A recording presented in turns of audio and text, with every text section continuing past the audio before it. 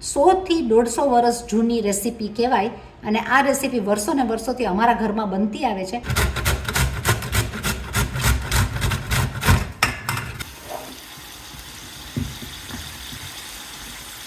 સોના જેવા ગુંદા, એક એક ગુંદુ, એક એક મસાલો વાપરીએ પણ વિચારીને તો આપણે બનાવીને ખાય એકદમ સરસ મજાના બાફેલા ગુંદા જે તૈયાર થઈ જાય નેક્સ્ટ ડે ખાવા માટે રેડી.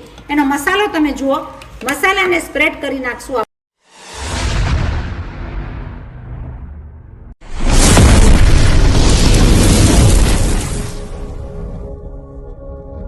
અથાણાની સિઝનની કેરી મળે ઓસ્ટ્રેલિયાની અંદર જાન્યુઆરી ફેબ્રુઆરીમાં $5 કિલો લીલીછમ કેરી. માર્કેટ ભરાય આ રીતના, માર્કેટમાં લઈએ કેરી અને આ કેરી જુઓ તમે $5 કિલોની એટલી સરસ લીલીછમ કેરી મળે. એમાંથી કઈ ગુંદા કેરીનું અથાણું. ઓસ્ટ્રેલિયાની સિઝનના ગુંદા ક્યારે મળે? જાન્યુઆરી ફેબ્રુઆરીમાં. તો આપણે શું વિચાર્યું, કરી નાખીએ વર્ષો જૂની રેસીપી, ફટાફટ બાફેલા ગુંદા જે નાખ્યા આજે ને આજે ખાધા. અથાણા બનાવવા માટે પહેલાં આપણે લઈ લઈશું ગુંદાને લઈ લઈશું કપડાની અંદર લૂછવા માટે.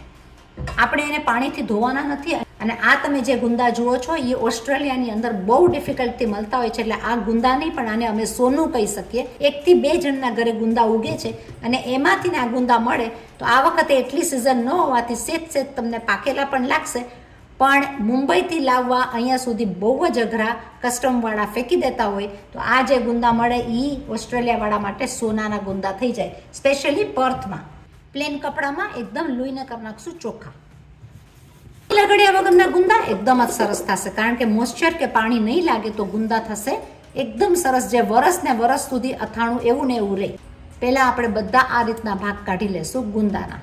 બીજું તમે જુઓ છો એ કરેક્ટ છે, લીંબુ અને નિમક એટલે કે મીઠું, એને આપણે હાથમાં લઈને ગુંદાને તોડતા જશું દસ્તાવેળે. આ પ્રમાણે તોડી અને બિયા કાઢી લેશું. એક વસ્તુનું ધ્યાન રાખવું છે કે આના ફાળા નથી કરી નાખવાના, જેથી કરીને આખું ગુંદુ રહે અને આપણે ભરીને કરી શકીએ ગુંદાનું અથાણું. ગુંદાને છોલતા અને બિયા કાઢતા એક વાત કહેવાની જરૂર રહેશે કે આ કેટલાના મળે છે. ઓસ્ટ્રેલિયાની અંદર મળે છે $12 કિલો. $12 હિસાબ કરજો, 50 લેખે. વાતમાં બધા ફોતરા એના ઉખડી ગયા છે. હવે કરશું ગુંદાની કૂટાઈ. જ્યારે ગુંદાના બિયા કાઢતા હશું ત્યારે ચીકણા તો થશે જ, કારણ કે એની અંદર હોય ચીકાસ. તો શું કરવાનું, આપણે લીંબુ અને નિમકનું પાણી લઈને હાથને કરી નાખવાનું અને થોડું એવું મિક્સ કરી નાખશું આપણા ગુંદાની અંદર, જેથી કરીને આપણા ગુંદા કાળા પણ ન થાય. ભારત દેશમાં લીલાછમ ગુંદા મળતા હોય છે, પણ અહીંયા આગળ જો આવા પણ ગુંદા મળે તો એને કહેવાય સોનાના ગુંદા. ગુંદા છે તો ભાઈ કેરી તો જોશે જ, કેરી નાખશું તો જ એની ખટાશ અંદર આવશે અને રે ઘણા વરસ. તો આપણે આને છાલ કાઢીને ખમણીને કરી નાખશું છૂંદો. કેરીના છીણથી એનો મસાલો બહુ જ સરસ થાય. તો અત્યારે 200 થી 300 ગ્રામ ગુંદા હોય તો આવી 2 કેરી તમે ખમણીને લઈ લ્યો તો બહુ જ સરસ. આવી કેરી જે મળે એ પણ બહુ જ સારી કહેવાય, કારણ કે ઓસ્ટ્રેલિયામાં પડે છે 45 થી 50 ડિગ્રી જેટલી ગરમી, એટલે કે બહુ જ ગરમી. ખમણી નાખશું આપણી કેરીને.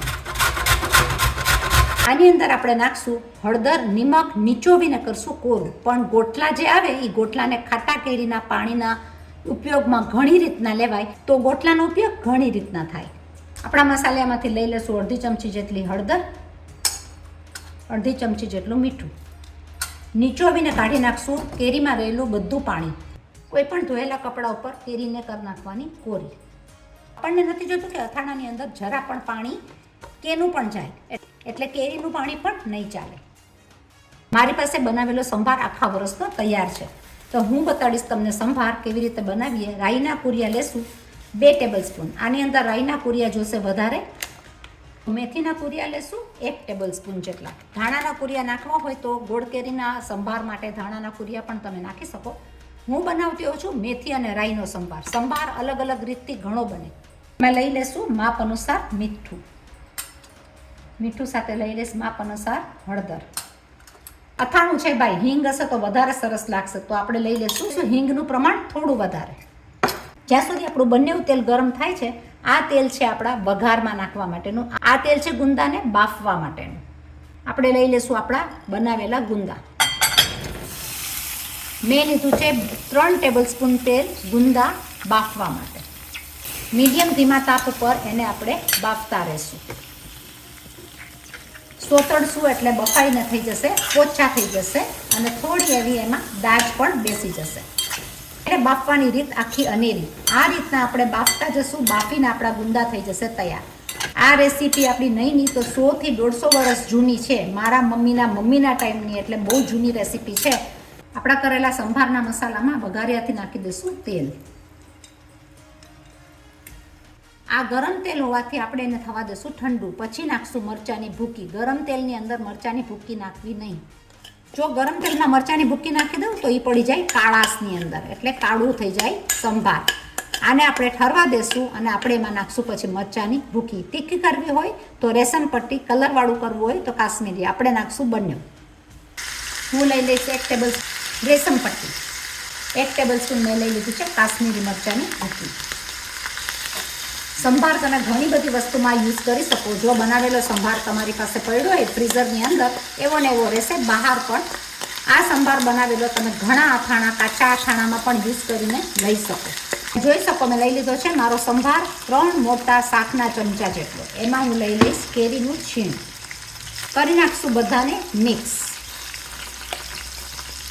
કેરીના છીણ અને સંભારને મિક્સ થતાં બહુ જ સરસ રીતના મસાલો તૈયાર થઈ જાય છે. તમે આ રીતના પણ બોટલમાં ભરીને તેલ ઠંડુ નાખીને કરી શકો. 5 મિનિટ પછી ગુંદા તૈયાર થઈ જશે. આપણે એને નિતારીને લઈ લઈશું કપડાની અંદર. તેલનું ભાગ તમે જોઈ શકો એટલું ને એટલું રહી ગયું છે. આપણે એને ઠંડા થયા બાદ લઈ લઈશું અથાણાની અંદર. પાસે કે ખબર કેવી રીતે પડે? તો આ ગરમ ગરમ ગુંદાને કટ કરીને જોશું તો એ કટ થઈ જશે અને થઈ ગયા છે તૈયાર. અધકચરા બફાઈ ગયેલા થઈ ગયા છે રેડી. અથાણાનો મસાલો કેવો હોવો જોઈએ? જોતાની સાથે મન થઈ જાય એવો, લાલ ચટક અને મસાલેદાર. હવે વારો આવ્યો ગુંદાને ભરવાનો. તો આપણે આ રીતના બધા ગુંદા ભરી લેશું. મસાલાવાળા ગુંદા ભરેલા હોય તો ખાવાની મજા ઓર જ આવે. લઈ લેશું આપણા સંભારવાળા બાઉલમાં. આ થઈ ગયા આપણા ગુંદા રેડી. આ થઈ ગયો આપણો સંભાર વધારાનો રેડી. આપણે એની ઉપર પાથરીને નાખશું સંભાર અને બનાવશું એનું અથાણાને ભરશું બોટલમાં. તમે જોઈ લીધું ને ઓસ્ટ્રેલિયાના મળતા ગુંદા, એટલે કે ઓસ્ટ્રેલિયાની વાતો સોના જેવા ગુંદા. એક ગુંદું, એક મસાલો વાપરીએ પણ વિચારીને તો આપણે બનાવીને ખાય એકદમ સરસ મજાના બાફેલા ગુંદા જે તૈયાર થઈ જાય નેક્સ્ટ ડે ખાવા માટે રેડી. એનો મસાલો તમે જુઓ. મસાલાને સ્પ્રેડ કરી નાખશું આપણા આ અથાણાની ઉપર. જ્યારે બોટલ ઉપર ભરો ત્યારે 1 બાય 1 ભરીને આ મસાલો આખો આપણો સ્પ્રેડ થશે. જુઓ, લાગે છે ને એકદમ સરસ મજાનું. ગમે એ ખાવામાં આ મસાલો જોઈને મન થઈ જાય.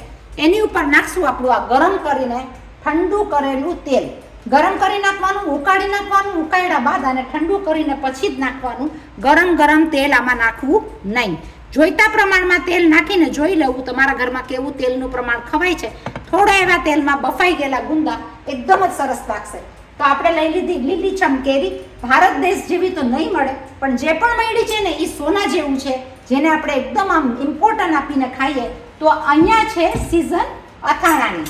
ઓસ્ટ્રેલિયામાં સિઝન છે અથાણાની, એટલે આ રેસીપી પડી છે અથાણાની. બાફેલા ગુંદાની રેસીપી લગભગ 150 વર્ષ જૂની રેસીપી છે, જેને જોઈને ખાવાનું મન થઈ જાય. ભાઈ જૂની રેસીપી તો જૂની જ રેસીપી છે, જે અસલ હોય, જેને બનાવવાની મજા આજની તારીખમાં પણ બહુ મજા આવે. બનાવજો જરૂર, શેર કરજો, સબસ્ક્રાઇબ કરજો, લાઈક કરજો, આગળ ફોરવર્ડ કરજો. શીખતા જાઓ, અમે શીખાડતા જઈએ. બરાબર છે ને? મળીએ છીએ બીજી નવી રેસીપી સાથે. ત્યાં સુધી તમે બધા બનાવો અલગ અલગ ગુંદા, ઓસ્ટ્રેલિયાવાળા ખાસ કરીને ગોતીને અથાણું. ચાલો મળીએ છીએ પાછા જલ્દીથી બીજી નવી રેસીપી સાથે. બાય.